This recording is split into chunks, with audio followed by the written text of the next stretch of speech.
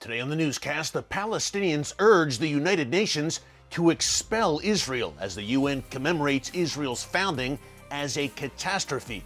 Israel's ambassador to the UN, Gilad Erdan, joins us for an exclusive interview next.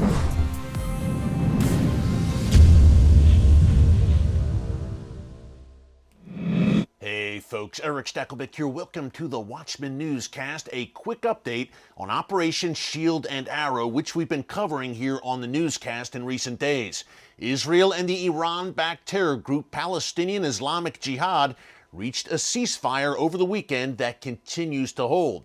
Islamic Jihad fired over 1,200 rockets at Israel during the 5-day conflict. Many of them were intercepted by Iron Dome or fell inside Gaza, never reaching Israel. The ceasefire kicked in just as Israel yesterday marked the 75th anniversary of its miraculous rebirth as a nation on May 14, 1948. Now, the UN is also commemorating that momentous occasion by holding an event today, declaring Israel's reestablishment as a Nakba, or catastrophe. This viciously dishonest, historically inaccurate, anti-Israel hate fest is officially sanctioned by and held at the UN. Today, it's being held for the first time ever, and it includes a high-level meeting at the UN headquarters and a special event in the General Assembly Hall featuring Palestinian Authority President Mahmoud Abbas. He did what he usually does, slamming Israel, repeating the Nakba lie, and accusing Israel of seeking a new so-called catastrophe against the Palestinians today. He also called on the UN to expel Israel as a member if Israel does not agree to a Palestinian state and a right of return for millions of Palestinian refugees' descendants, which would mean the end of the Jewish state, which is the real goal of Abbas and the other anti-Israel forces, after all. Thankfully, some 32 nations, including the US, UK, Canada, and Ukraine, boycotted this Nakba Day event at Israel's urging. But far too many, obviously, took part and gave a platform to this madness at the UN. Now imagine being Israel's representative at the UN and having to walk into this hostile lion's den every day. It may be the world's most difficult diplomatic job. But the good news is Gilad Erdan is more than up to the task. As Israel's ambassador to the UN, Erdan represents the Jewish state every day at a notoriously anti-Israel institution. If you think I'm exaggerating, consider this. Since the UN was founded in the aftermath of World War II, it's passed more resolutions against Israel than any other nation. That includes Iran, North Korea, Communist China, Cuba, Syria, and the former Soviet Union. Thankfully, Ambassador Erdan is eloquent and fearless, and most importantly, he has the truth on his side. He's a rising political star in Israel, and he joined us recently in New York for an exclusive interview. Take a look. Ambassador Erdan, it is great to have you with us here on The Watchman. Welcome. Thank you, Eric. Thank you for having me. Yeah, and you are a very busy man, obviously, as Israel's top diplomat at the UN. Some watching may say, why even have an ambassador post at the UN if you're Israel? Why is it so important that Israel does have a presence at the UN? We live in an era where the reach of social media is endless. You know, Eric, today a lie can travel the world before the truth can even put its shoes on. And our enemies, they exploit the UN resolutions, the anti-Israeli resolutions, in order to harm Israel. I mean, we've seen what happened when Israel had to attack the Hamas terrorists in Gaza in our last operation 2 years ago. And the UN passed resolutions against Israel. So our enemies ignited anti-Semitic attacks here on the streets in New York, in LA. Then they exploited the UN resolutions to go after our soldiers and press charges in the International Criminal Court. Or they take these anti-Israeli resolutions and they put pressure on American companies like Ben & Jerry's to boycott Israel. So I have to be there. Israel has to be present at the UN to fight against the bias and the distortions and the lies that are being spread against us. And there's another thing, in every challenge, there's also an opportunity. So I can also utilize the fact that we have there around one table, almost 200 countries, to showcase our unimaginable technological advancements and maybe to also strengthen the Israeli economy by showcasing our capabilities. As you said, it's so prevalent, the anti-Israel bias there. It's well known. What is your strategy when you take the floor at the UN representing Israel? How do you fight back against that in your position? The UN was founded after the Second World War and after the atrocities of the Holocaust. But at the time, when they decided to establish the Jewish state, there were only 57 member states. Today, there are almost 200 member states, 193. You know how many of them are Muslim countries?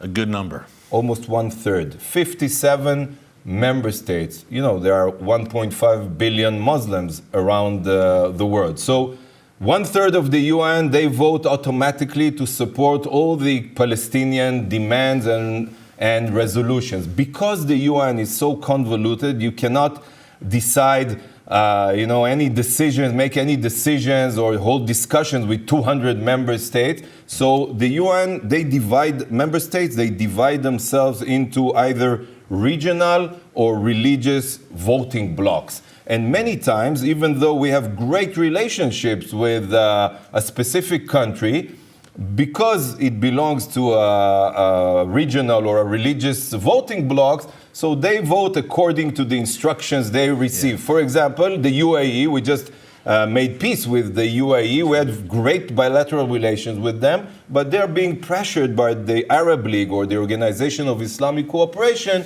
to vote against us, to initiate discussions against us. So that's why you see this bias. And if you want to hear some examples to the extent of the bias. And you see it up close every day. Yeah, but it's crazy. So Israel today represents, we're a tiny country. You've been there many times. Yeah. We represent only 1/10 of 1% of the world population. But how many condemnations do we receive at the UN annually? Since the beginning of the UN, hundreds, more, I believe, Ambassador, than any other nation, Israel has been condemned at the UN, okay, you're including China, North Korea, Iran. Combined. So we receive, in general, 70% of the UN's condemnations. The UN voted to establish a Jewish state 75 years ago. And now what is going to happen at the UN? The Palestinians are going to hold a very big gathering inside the General Assembly Hall to commemorate the establishment of the State of Israel as a Nakba. What does it mean? A catastrophe. It's such a disgrace that I cannot even describe it with words. So that's the situation right now at the UN. But I have to tell you something. I decided to implement two main tactics. The first one is that since Israel, as we all know, started as a survivor nation, but we morphed to a kind of a startup nation, our technological advancement, and today we are very proud and we call ourselves the impact nation because we develop many solutions to the world's most pressing challenges. So I don't think that I should be apologetic. We have so many things to be proud of, so I'm not going to bow my head. I'm going to fight in order to expose the lies and the hypocrisy, and I don't care who's on the other side. I mean, the Russians, of all countries, they convened the Security Council on our Memorial Day in order to condemn Israel. So they thought I'm going to come and participate in their shameful discussion. I did the opposite. I came there, I lit a candle and I put the candle on the Security Council's desk. I read out the names of our fallen soldiers and victims of the terror attacks. I slammed the Russian Minister of Foreign Affairs, and I proudly walked out of this discussion. That's what I mean, going on the offensive. And that's my first and main tactic to be used at the UN. And the other tactic, and I mentioned the regional and religious group, So in order to try and convince member states to, break away from their regional voting blocks and change their voting patterns, I initiate many events, creative events, to showcase Israel contributions and technologies, to show them how much they can gain from working, collaborating with Israel. I mean, I held an event where I invited all the African ambassadors, and I introduced them to a few Israeli NGOs who are active and working in Africa to connect many African villages to running water, because Israel is a world leader on water technologies or renewable energy, literally giving life to these people who live in those villages. So when the African ambassadors, they see our contribution to their people, it makes it more complicated for them to vote against us. Israel is blessing Africa. It really is, in so many ways, most of all water, like you said. Yeah, we prioritize, we believe in the Jewish value, what we call in Hebrew tikkun olam, healing a fractured world. So whenever and wherever we can help another country, we're doing our best to be there and to help the people who needs us. It's still an uphill battle, the UN, but we can already see the accomplishments. Thank God, I was elected personally as the vice president of the General Assembly for 2023. Israel last year was first time ever was elected as a member on the Economic and Social Council of the UN. I succeeded last year to pass, second time ever, General Assembly resolution to how to fight, providing practical tools to fight against Holocaust denial and distortions. So, I mean, it's not going to happen overnight, but we are succeeding to erode the number of countries who are voting against us automatically. And my vision is to shatter the anti-Israeli majority against at the UN. Thanks again to Ambassador Gilad Erdan for those great insights. Folks, if you want to watch my entire interview with Israel's ambassador to the UN, Gilad Erdan, tune in to TBN this Thursday night, May 18th at 10:30 p.m. Eastern Time for a brand new episode of The Watchman Show. I will be speaking to Ambassador Erdan not only about Iran and those threats and what he faces every day at the UN, but his personal motivations for taking this very high-profile, high-pressure job. I think you will find that fascinating. So tune in this Thursday night, May 18th, again, 10:30 p.m. Eastern Time, or you can catch the re-air on Friday, May 19th at 6:30 p.m. Eastern Time on TBN.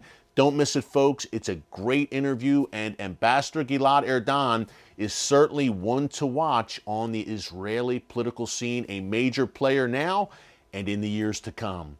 Hey, thanks so much for joining us today here on the Watchman Newscast. Until next time, God bless you, and remember, never hold your peace. Hey everyone, thanks for checking out the Watchman Newscast. Make sure you hit the subscribe button so you never miss an upload, and tap the bell icon so you're notified every time a new video is posted. And don't forget to share your thoughts, insights, and comments below. Thanks for watching. We'll see you back here tomorrow.